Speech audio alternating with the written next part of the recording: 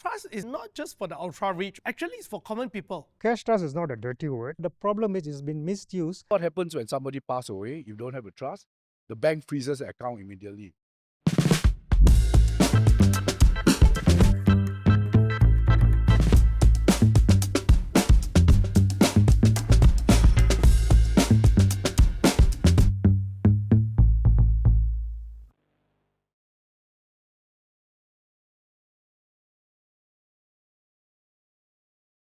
Hi everyone, welcome to Trust Clearly with ZICO Trust Malaysia, and I am your host, Peter Yong, or known as Mr. Money.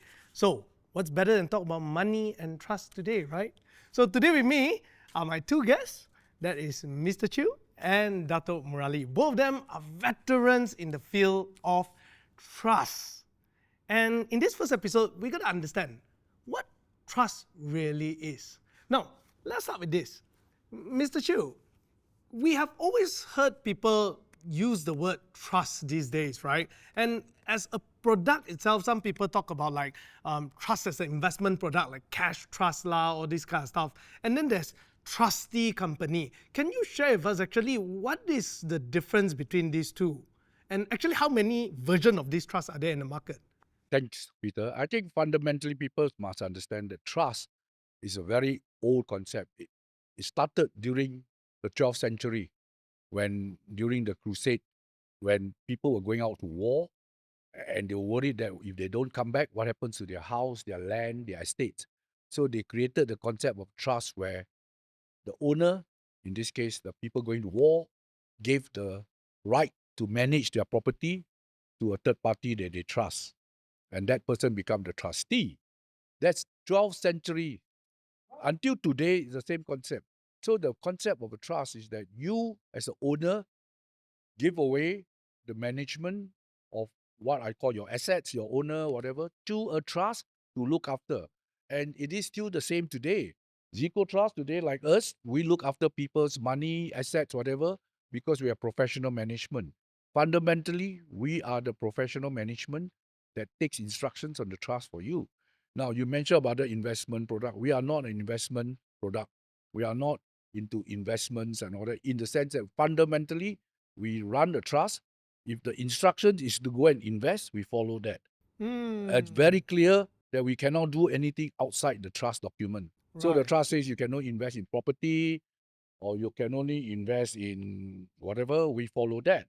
Of course, if they say you can invest in cash, that is also part of it. But it's because the document that we work on allow us to do it. But we are not set up as a cash trust to do trust I or see. money and all that. We don't promise returns and all in the way that some of the things that you're talking about. Just want to touch about the origins of trust, right? As he said, it was during the Crusades, 12th century, So those days when somebody is going to war, the soldiers, their assets were actually held in trust by their friends. So what happened is when they came back from the war, some of the friends refused to give the property back. Oh, because that was in their name. So then came out this concept of get the government to set up a trust. So that's when the public trustee came into play. right. Something like what we have in Malaysia, Berhad, So the concept is the British government set up the first public trustee. Then, of course, all the countries where the Commonwealth, the first one outside UK was New Zealand. In 1873, the public trustee of New Zealand was set up. So when you have a government-owned trust company, so people will trust their, when they want to go for war, for instance, they will trust that company because it's government-owned, and government cannot sort of renege on their obligations to give back the property. So that was the concept. So I think just to touch back on the basis of what actually happened in terms of history of trust, if you go to Australia or New Zealand, every nook and corner you will see the public trustee of Australia, public trustee of New Zealand, and they are well patronized. Unlike here, we only have one, which is the public trustee of Malaysia, which is Berhad, and not many people know about it. So they're not really promoting it to the extent of people walking in to create trust. Of course, a lot of people go to Amanaraya for administration of the deceased estates because they are quite what you call conversant with that.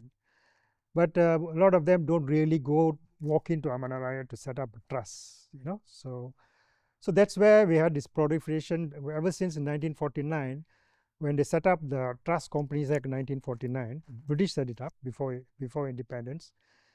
Then you had more trust companies coming out. So, but those days the trust companies were like HSBC trustees, Standard Chartered Bank trustees, all bank trustees. Right. So people actually use them. Then towards what you call, when you talk about the years 2000 plus, that's when you had a proliferation of private trust companies which are owned by individuals. Okay.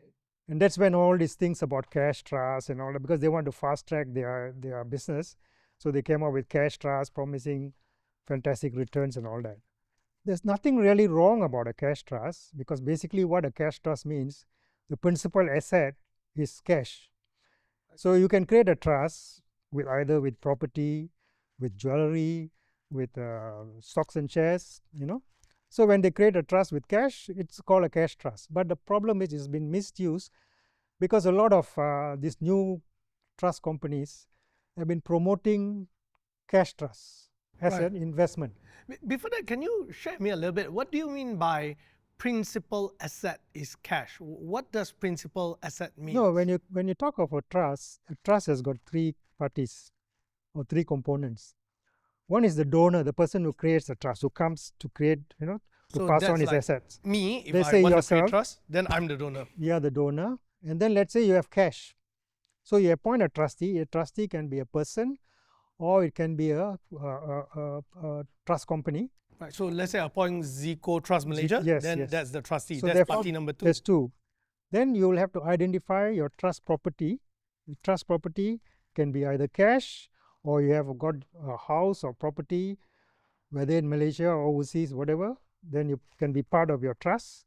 If you got stocks and shares, you can also place it in trust. And what you call the third person is beneficiary. So for a trust to exist, you must have the donor, the creator, the trustee, and then the beneficiary. So you can create a trust. You can walk in, say, to ZICO Trust, and then you create a trust, and basically you name your son or daughter as the beneficiary. I see. So these are the 3 parties. Yes. My son as a beneficiary, I as a donor, and the trustee ZICO Trust Malaysia, yes, right? Yes. And the asset will be what I want to give. Yes. So in the case of a cash trust, it is purely cash. Exactly. Okay. So cash trust is not a dirty word. It is just that asset is purely made of cash. That's it. Right. The trust is, the main asset is cash, and it's how the trustee invests it. It will based on what is the parameters agreed with the creator of the trust, donor of the trust. So basically what I'm hearing from both of you gentlemen here, when we talk about trust, generally it's a right to manage my property if I'm not around, or even when I'm around, right? I'm just passing on the right and say you can manage my property for me based on a set of instruction. Yes. Yeah, and generally it's customized.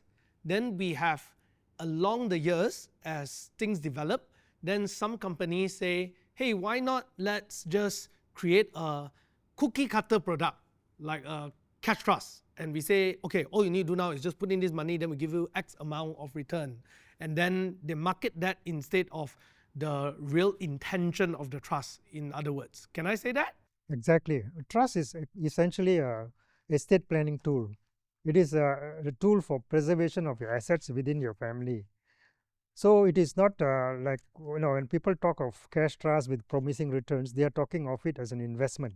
If you want to do investment, there is another thing called unit trust. Unit trust is actually a trust, but it is a case where you have a licensed fund manager who gets approval from the Securities Commission to launch a unit trust scheme. And then you have what you call the trustee, who's appointed as custodian of all those investments. And then you have the public, who are unit holders who invest in the unit trust. So unit trust is what I call a public trust, where thousands of people will invest into a unit trust. Let's say you got public mutual unit trust, for instance, or Amanah Saham National. That's a public unit trust scheme.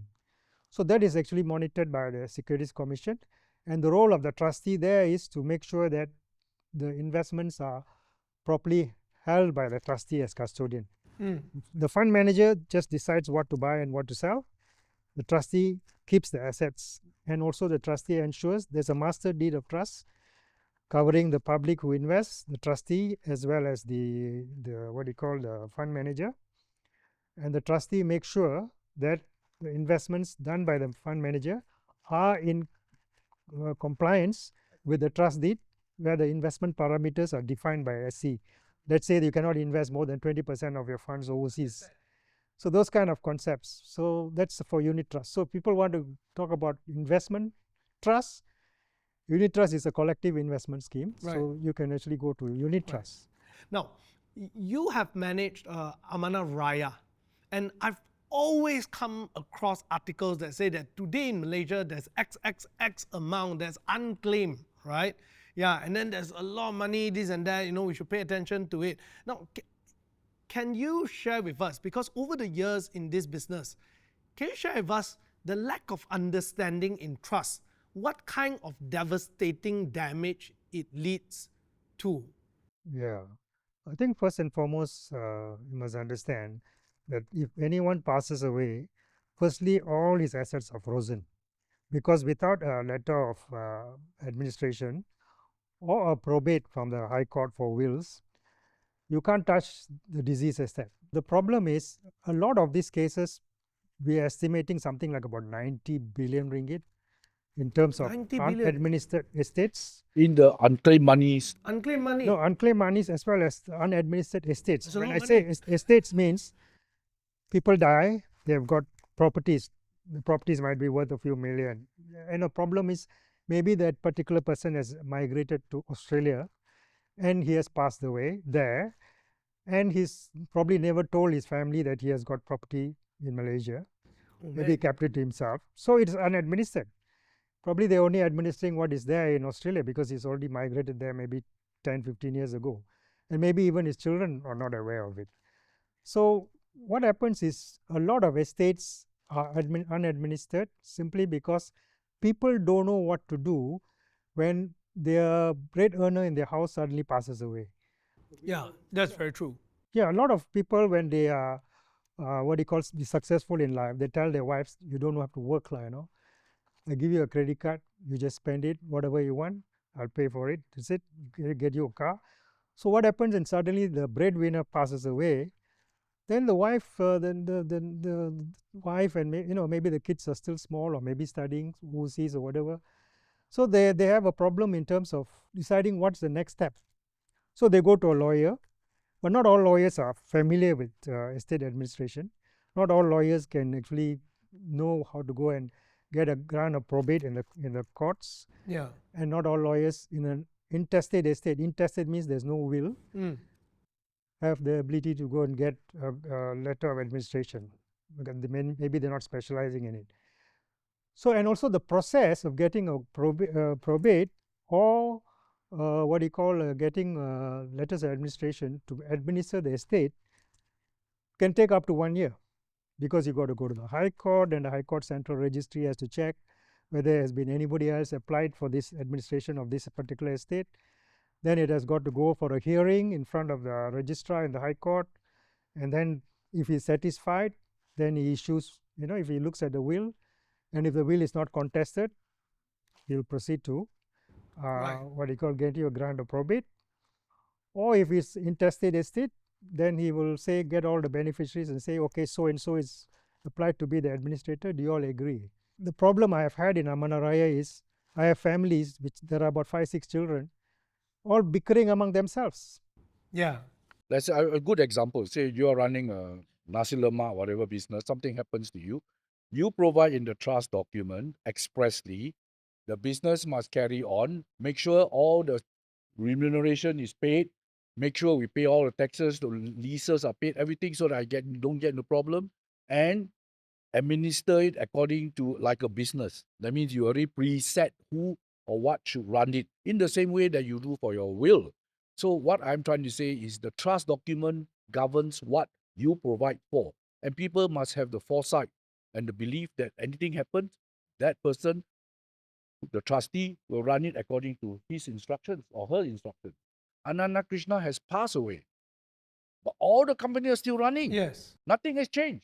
This is something sometimes people don't understand. You contrast that with some of the cases where the founder passes away in the will and they're still fighting. In the case of Ananda Krishna, in the case of Rolex, it's business as usual. What I find amazing is the shares of all those companies that Ananda control has not changed.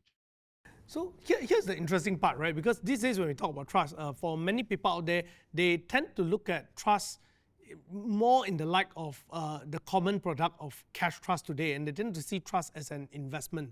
And you mentioned that we shouldn't be looking at trust as an investment. What about you, Mr. Chew? Can you share a little bit of your understanding over the years and your insights on this matter? Like, how should we public look at trust? Because there's such a big confusion today. I look at it, I call the layman situation, and I give you 3 real life scenario. You have a young family, professional, teacher, any of us who got friends who are working as a banker, working in insurance, whatever, they want to look after their children who are 5 years old, 10 years old, 15 years old. What happens if anything happens to them? I always tell them, put it into a trust, very specifically. Anything happens to me, the money in the trust will continue to earn the income that comes from your direction in the trustee. Say you put it into ETF, whatever, and it's real because what happens if the mother, father, sometimes happens, illness, get into accident. What happens to the children? That trust will look after that. And some of the trusts that we have actually provide for serious illness, provide for bereavement. You know what happens when somebody pass away? If you don't have a trust, the bank freezes the account immediately. You want to get 10,000 for funeral expenses pun tak boleh, you can borrow. Or we have real life example, somebody get cancer, lung cancer or something, wow, 100,000. Where do you get the money? You go to the bank say, you got no money here, I'm not going to lend it to you. If you had in your trust document, as a young family said, anything happens to me and I have a certificate that say I got cancer, you can get that money to treat it because it's provided for. That is for a young family. Then we take to the next level, a business owner, your nasi lemak owner, somebody who just set up a business. Everything goes well. Suddenly something happens to him or her. And how do you do that? So what the business owner should do is to say, I want to put X amount of my money into a trust to earn income. The trust will manage it. I'm just an owner. But that trust will benefit, let's say your children, whoever you want. That's a real life case. I have so many SME owners who say, anything happens to me, I must jaga my anak, my cucu and all that. This is exactly what the trust do. We're talking about real life example. Third one, retirees. Today, people are worried after 65, 70 years old, they got all this money. What happens? So again, they can put in a trust and say, Dato, your trust company, whether it's ZICO or not, please look after it, invest. Don't make more than 20%, just make. And if me and my wife as retirees retire, the trust will go to whoever I say, my daughter, my son. This is exactly what it should be for trust. And I just want to give the example because people think trust is for big, big tycoons and all that. There are. But real life examples I just mentioned, the teacher, the banker, anything happens, the trust will look after it, or the business owner, or the retiree. You contrast that with a case like very famous case. I mean, it's not a public. Look at Ananda Krishna. What did he do? When he was so successful, he created a trust for for the family where the terms of the trust say you invest or nothing, the beneficiary are the children, they don't touch it. So when the trust go and invest in Astro la, Bumi Amada la, Maxis, all those things, do you realize that when Ananda Krishnan passed away, nothing happened to the trust, nothing happened to the companies. They keep going. The shares didn't collapse because it's professionally managed. Similarly, there's another very famous case because we always talk about, sometimes we must have Rolex. The owner of Rolex has no children and was very rich. What did he do? When he was alive, he created a trust to make sure that when he passed on, the trust is used for certain purposes to invest, and then he named the beneficiary. The Rolex watch that you own today is still owned by the same person who has a trust business. So a family trust that was set up, and it was a charitable trust that earned income and continues. Similarly, Coca-Cola. You realize Coca-Cola was the owners of Coca-Cola sell a trust so that the children don't fight over it if anything happens. And that trust, when Coca-Cola was sold to a bunch of funds and all that, it is still until today still owned by those people that set up the trust. So what I am trying to educate people, passionate to me, is trust is actually a very proper, legitimate, and more importantly, safe way of doing things. And you should always assume that anything happens to you, your children, grandchildren, all shouldn't have to worry about who looks after them. And I talk about the medical cases, death cases. It really is happening. People are getting sick, and suddenly they're looking to Pantai Hospital, say, no, 100,000, I cannot treat you. Where are you going to run around looking for that? Yeah, so that's where I want to start coming into, right? Because I think for many public people, our misconception of trust has often been trust is only for the ultra rich. Yeah, because we always watch movie, trust fund baby, this and that. But in this case right now, we are really talking about real life example. We're not even talking about multi-millions. Sometimes just tens of thousands or hundreds of thousands. Let's begin with that, right? You mentioned that one of the most common is business people. When you have partners, and one partner say passes away, Yep. and you can't sign. Like in my case, I run a business, and there's checker, there's a maker, right? Yeah. Yes, And maker and yeah, checker. the problem is, if something happens to me, yeah, then my team are not going to get any salary for the next month if things are not done well. Exactly. If you have a business where there are two signatories, first and foremost, a lot of people never expect the other person to suddenly pass away, right? And these days, when you look at TV, all kind of road accidents, so many people pass away not because of their fault as well. So firstly, if you have a business like that, you must look at that possibility. And therefore, if Mr. X and Y are partners, both of them must have, say, one of their trusts, say the wife or their wives or their sons as alternative signatories, because otherwise you cannot just put the business into a trust. But so you must have alternate signatories in case anything happens to you. Right, so So that alternate the business, signatory first. yes, business goes on. Then of course you can take a insurance policy where we call it the key man insurance or whatever, where the policy is actually, if one of the partners passes away, that partner's share is paid for by the insurance. Let's say they value the business at 1 million. So he's 500. So when they take the insurance, if one of the partners passes away, 500,000 is actually paid to the other shareholder to buy up the business. Right. So that the family is not left in the lurch. I know of cases where they were joint venture, they were doing very well, then suddenly one person passed away. When the wife of that particular person who passed away went and asked the other guy, said, no, we come with nothing, we got to go with nothing, there is nothing in the company. So if they say that, then you got to do forensic audit and this and that. It's going to be very hassle, right? So having a sort of an insurance that protects both parties to cover, so that you at least the widow gets some money upfront. Right.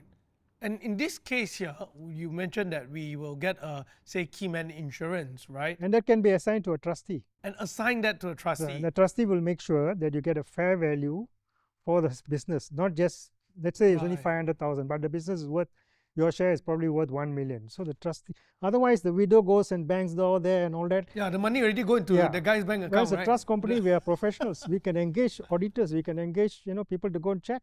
We can even engage an audit company or accounting company to go and be a temporary manager jointly with the other partner.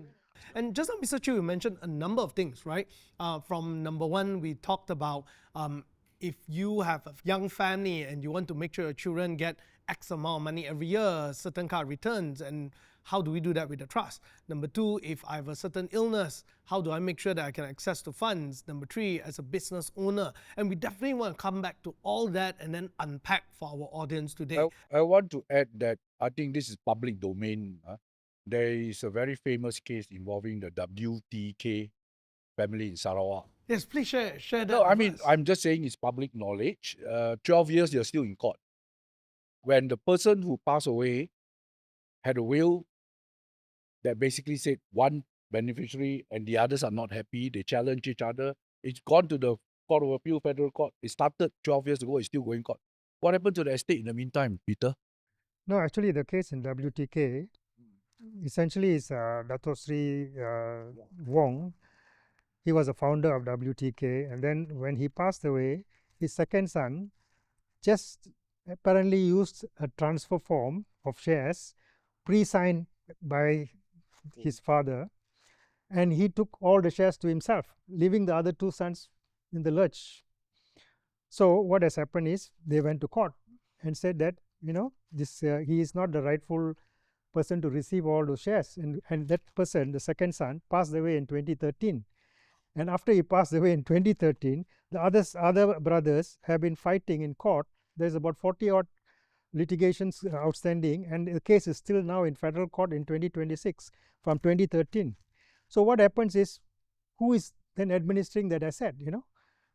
Of course, there are management who is still running WTK, but then the yes, And it's very unfortunate. You contrast, if there was a trust, like what Ananda Krishnan did, like what the founders of Rolex did, you say anything happens, this is the way the trust provide. And the trust is administered by professionals that will come down and say, this is the way your father, your grandfather said, you will take this, you will take that. And that is immediately, when I say immediately, within whatever, after the death, you don't have to court. That is the difference. People always ask me as a lawyer, what's the difference between, why don't I just write a will? Yeah. Right? So Yeah, that's the good next example, question. right? Why Well, not just a will? Because the will, first of all, there are three things different. First, the will only takes effect after you pass away, which means during it's no use. The trust you do today can look after your estate when you are still alive. You can say, look, I'm here, but please make sure my children are around doing all these Right. things. The will only kicks in after you pass away. Second thing, the will takes sometimes, as Dato say, maybe a year to get to the distribution. During that time, what happens?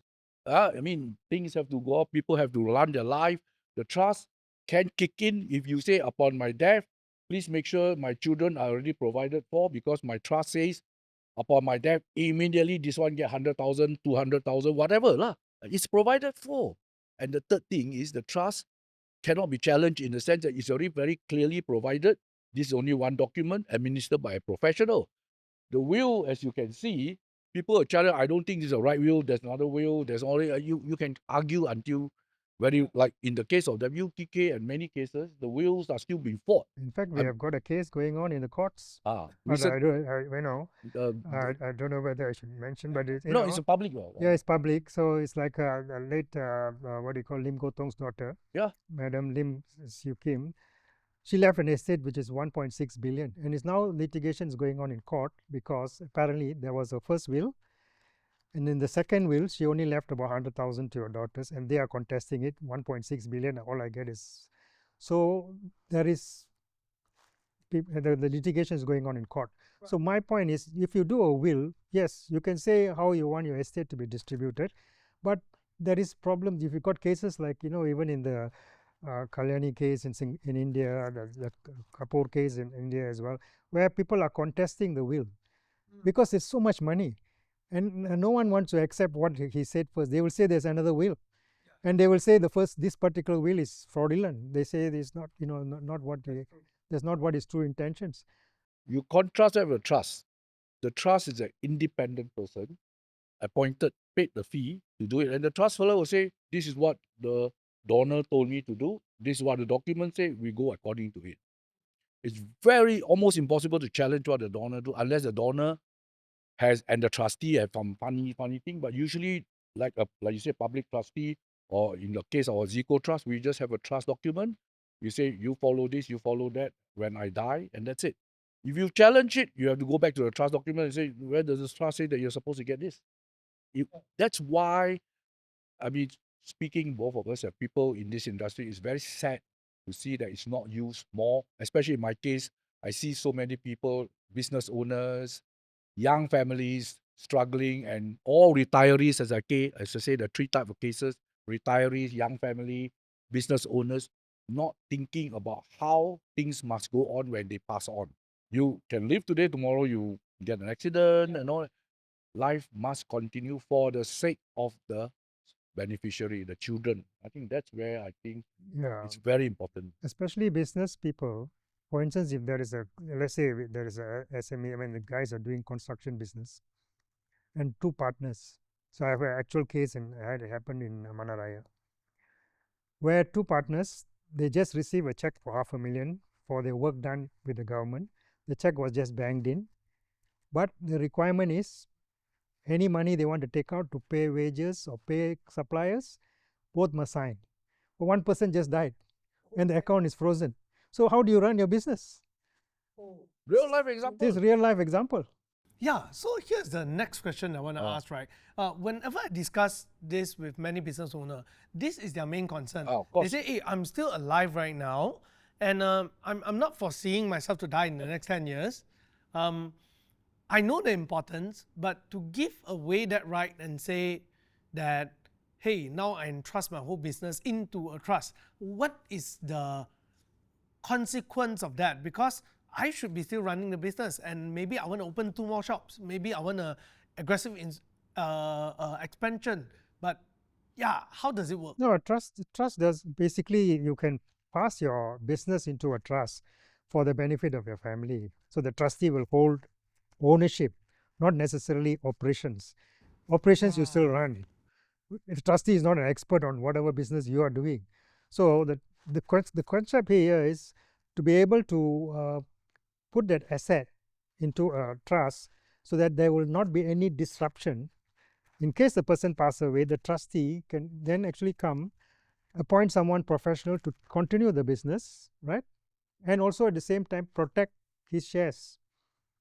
So I think that's important. But a lot of people are very reluctant to No. So pass ownership. my practical advice to, and I know so many of these big tycoons, I say to them, you got $1, you put 50 cents into the trust. The other 50 cents you run. At least the 50 cents is protected if anything happens. Don't put the $1 all into the trust. But don't only put $1, 10 cents.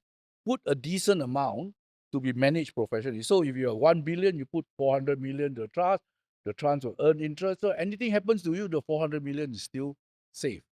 So this is a misnomer. I know so many tycoons who say, "Oh, I'm going to live until 90 years old. I don't want to give up power. I don't want to give up decision making." Then the consequence is what happens when you pass away. Then this big fight. A reasonable person will say, "I got $1. I put 40 cents into the trust to run while I look after the 60. May not be as much, but at least I call it preservation of wealth. That means you are looking after the next generation.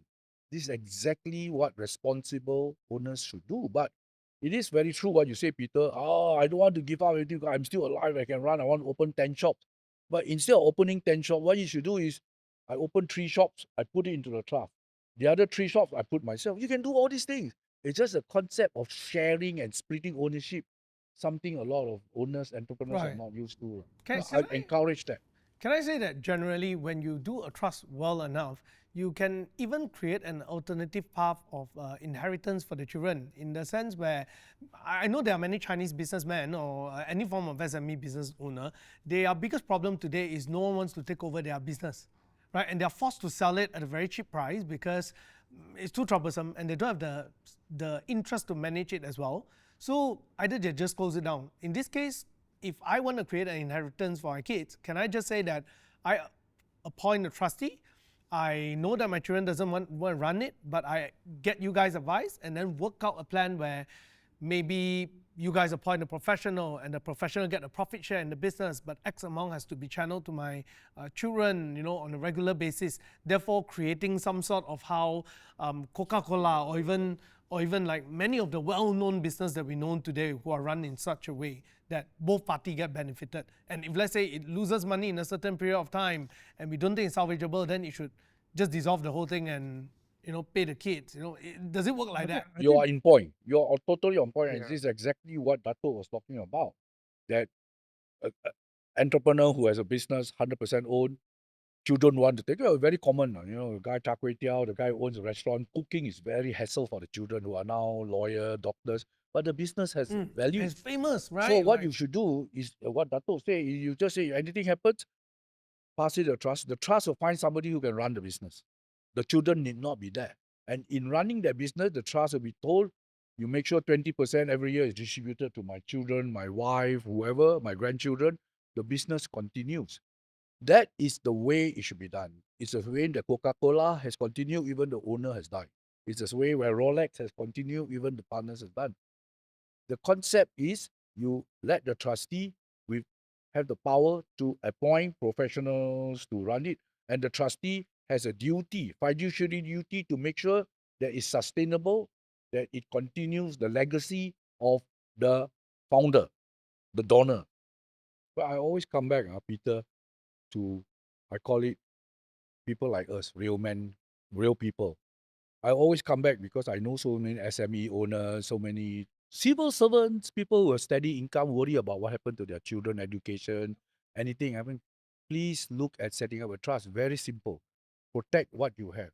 Because while you are alive, you can make decisions, as Dato said. But when you're not here, the trustee may be asked, make sure that you invest, you get 6% return, make sure you give them whatever the rental is there. That itself is continuous. It provides certainty that whatever happens to them, the children will not suffer. I like what you mentioned just now. I want to just want to dive a little bit more into it, which is when we talk about this part here, when we say, hey, I want to, if anything happens to me, I'm going to leave something to my kids and ensuring that they have X amount of return. But here's the problem in many Malaysian general public, right? They don't even understand investment themselves, right? And they will be thinking to themselves like, hey, if I were to set up a trust today and say, I want to give X amount to my kids, I don't even understand how to do that. Yeah. So when they work with a trustee like you guys, how does it work? Will you provide the advice as well? And do I just come to you and say, hey, I have this amount of asset. I really am clueless myself. I got it through business, not through investment. I don't think my kids are going to run the business, but I want to ensure that they have 8% a year. Then do I just give you an instruction like that and then you will figure it out for me, or how does it work? I think if you come to us and say you want to get 8% per year, it's almost difficult to assure anyone, because even the banks cannot assure you, neither can the fund managers, because everything is Right. subject to the vagaries of economic disruptions and military actions here and there. So, I mean, if you come to us and say you want to keep aside some money for your children, then it's fine. And we will probably sit down with that person and say, what are your intentions? Who are the children you want to protect? What kind of money are you putting there aside? And then also, what is your risk appetite? Do you think you want to put into, say, pass it to someone, fund manager, to invest it for you, or you are just putting into fixed deposit? Fine. So therefore, we will get into a conversation with the particular It's person. kind of like an advice, right? Yeah, advice. But we can't give you any assurance about returns because we are not in the returns business. See, this is the difference between us. Us means ZICO Trust. We don't venture into saying we'll guarantee you 12%, 15%, or we don't do that. Right. But you We- will give me a fair advice, right? Yeah. Like for example, if I say I want, like just now, if I say I want 8%, will you then tell me like, it is possible to get it, but we can't guarantee that. Then therefore, I would suggest you do A, B, C, D, E. But Yes, these are yes. some of the things. We will give them the options. Right. Our right. document in the trust document don't guarantee, but we give you the options, because when you give us the guidance that Dato said, I want to make sure this is the options I have. We Right. guide you. We say maybe you put some of the fixed deposit, some government, whatever. Yep. But we don't make that advice. We can, if you have a lot of money, say, hey, maybe you can talk to this fund manager. And we tell the fund manager as a trustee, hey, can you make sure this guy gets 8%, 7%? And the fund manager will say, okay, I'll try to get you 6%, whatever. Then If that's it- where the negotiation begins, lah. yeah. Where But you what- guys represent me as a donor to yes, manage that's my. correct. We will Right, probably even invite you as along with us so that you can listen to the fund manager, Right. because it's your money. So we need you to be there. Right. So the fund manager will give you the plus and minus, the risk. In other level. words, I don't need to be an investment expert. No I need. don't need to be super financial literate or anything. I just need to know that I want a continuity, that my will or my intentions for my legacy is being carried out, right? Yeah, and you said the right word that Dato started the discussion with. Trust is about estate planning. It's about wealth preservation. If you start to say, I want to make a lot of money and all that, you don't come to the trust. You go to buy SpaceX, you go to buy whatever. True. This is not investment advice, yeah? Yeah. No, I'm just saying this is exactly what people come to us and say, look, yeah. I said, you come to us as a trust company because you are interested or concerned to preserve your wealth. I think that's where it is. And Yeah. you want to make sure when preserves, you are done in a way where it's smooth and it's proper. And that's where we help that process. One good thing about trust, honestly, is how you can actually use it when you're doing well. Let's say a person is a businessman, is doing well, doesn't have many loans, nothing, doesn't have many debts as such. When he's doing well, he keeps aside a certain amount of money into a trust and he names his children and wife as the beneficiaries. And if he creates an irrevocable trust, after 5 years, even if he goes bankrupt, the bankrupt people, the creditors cannot claim that money. After 5 So it's a years, protection against Tell us bankruptcy. about it. What is this irrevocable trust? Yeah, trusts are two types. One is revocable. A revocable trust means, as I told you earlier, the donor. If you are the donor of the trust, you come there, you sign a normal revocable trust. Anytime you want to cancel it, you can cancel it and take back your money. Right. But if you create an irrevocable trust, you basically says that you've given that money to your family, you're not going to touch it. But if circumstances warrant that you are really bankrupt, you need money, with the consent of your beneficiaries, your wife and children, for instance, we can give you some money from the trust as well to carry on your life. Right. So therefore, the protection that provides by way of creating a trust, which has got, but of course, when you do that trust, a businessman does the trust, firstly, he shouldn't be very heavily indebted.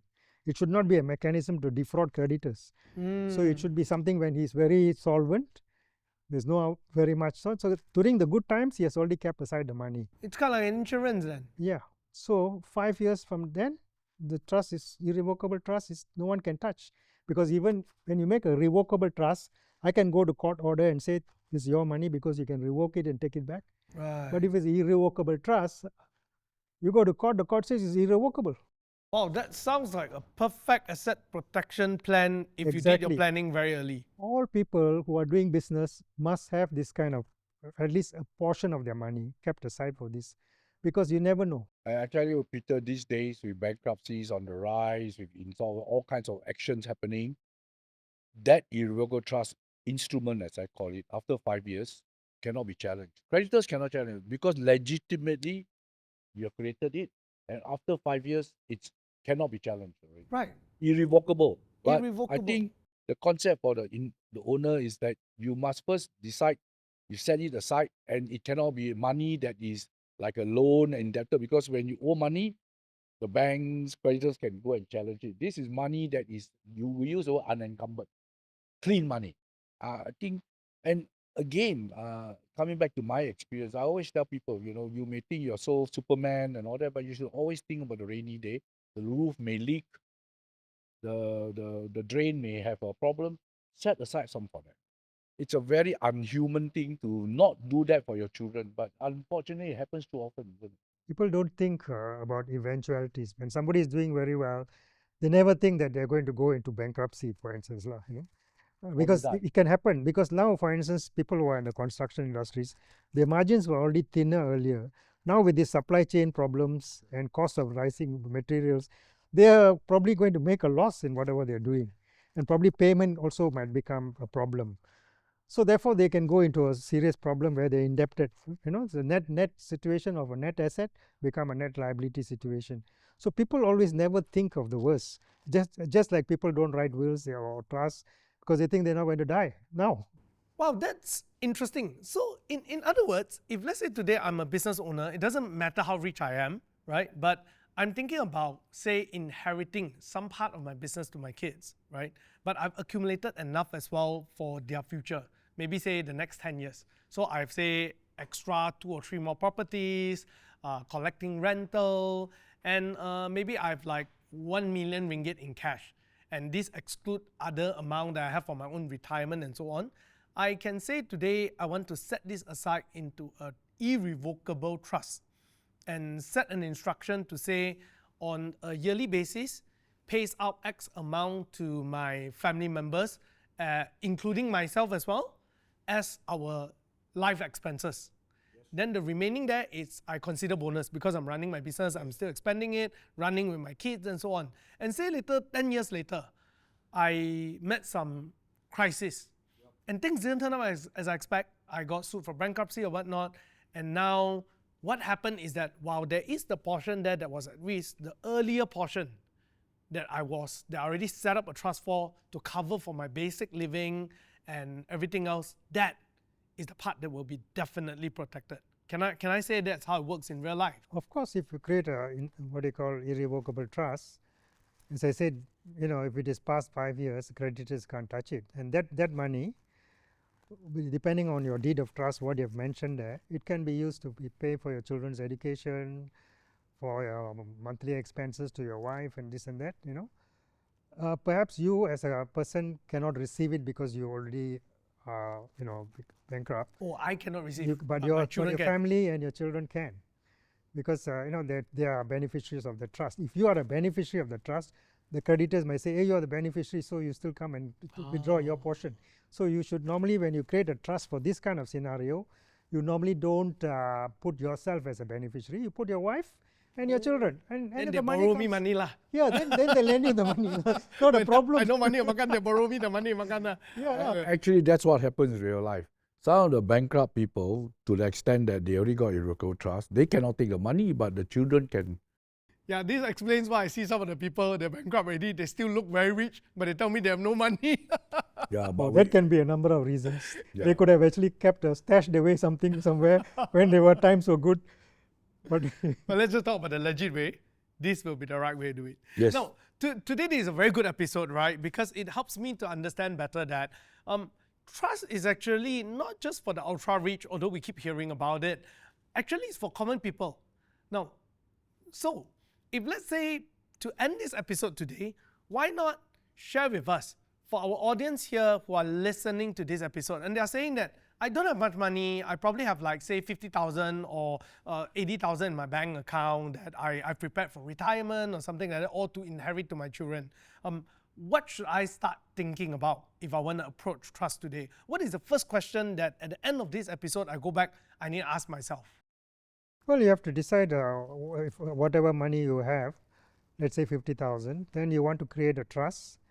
You go and look for a corporate trustee, because you don't go and appoint a person as a trustee, because person can also die, whereas can change or die. But when a corporate trustee cannot die, because a corporate trustee can only be wound up by court order, and so corporate trustee is more or less perpetual. So you go and then you must have your own intentions and plans as to what you want to do. That 50,000 you want to distribute among whom. Say you want to give your eldest daughter who is already in university, at least she knows how to manage money, or you want to give it equally, or you want to give some to your wife. So essentially you will have to think in your mind how you want to distribute that money, and then you come to us and then we will sit down. Based on your intentions, we will structure the deed of trust, where we will go according to your plan and create a trust for you. I always give the advice to people that assume what happens tomorrow you're not around. What would you want to do with that 50,000? And I ask this because if you start thinking about that, you will start thinking of what the trust should do. Give an example. Remember, we said the trust must have 3 components. First, you want to create a trust, you do that. Second, what asset? Let's say the 50,000 could be cash or some shares. Third is who benefits. That's the last one. If you have that in mind, you must assume tomorrow if you die, tomorrow if you have a heart attack, tomorrow some stupid truck runs over you, you don't have to worry that this 50,000, because you already gave the 3 elements of creating a trust. You have a trust document, you have the assets to be distributed, and you have the beneficiaries identified. So I say to my friends, today, anything happens to you, what are you going to do with these children of yours? Or your pets? Or whatever you want to do. And when people start thinking of that, they'll realize that the trust is the living trust of what they want to do if they pass on.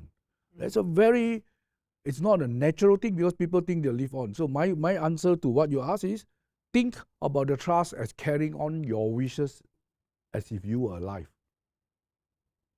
Because you want that trust to carry on what you would not be able to do when you pass on. Would that be a fair? So it's a living trust in that sense. All right, thank you very much for those advice. And for those of you listening, I hope you have a better understanding of what trust is all about. Now, if you have any questions, do leave it in the comments so that we can take a look at it and even answer that maybe in our next episode. You can also email us at ZICO Trust Malaysia so that your questions will be answered. That's it. We'll see you in the next episode.